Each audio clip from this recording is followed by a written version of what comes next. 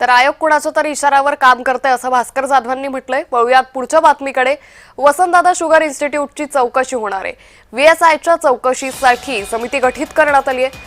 5 सदस्य चौकशी समिती अनुदानाच्या विनियोगाची चौकशी करणार आहे। साखर आयुक्त संजय कोलतेंकडून चौकशी समितीचे आदेश देण्यात आले आहे। मंत्री राधाकृष्ण विखे पाटलांची व्हीएसआयच्या चौकशीची मागणी आहे। त्यामुळे वसंतदादा शुगर इन्स्टिट्यूटच्या चौकशीची मागणी करण्यात आलेली आहे।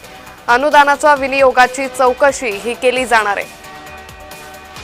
त्यामुळे ज्या वसंतदादा शुगर इन्स्टिट्यूट वरती पवारांची सत्ता आहे, याच वसंतदादा शुगर इन्स्टिट्यूटची चौकशी केली जाणार आहे।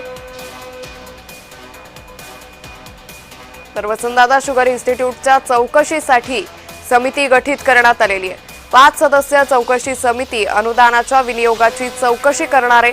साखर आयुक्त संजय कोलतेंकडून या चौकशी समितीचे आदेश देण्यात आलेले आहेत। मंत्री राधाकृष्ण विखे पाटलांनी वसंतदादा शुगर इन्स्टिट्यूटच्या चौकशीची मागणी केली आहे। गेल्या काही दिवसांपासून सातत्यानं वसंतदादा शुगर इन्स्टिट्यूट संदर्भातल्या घोटासंदर्भात चौकशीची मागणी केली जात होती आणि आता या इन्स्टिट्यूटची चौकशी केली जाणार आहे।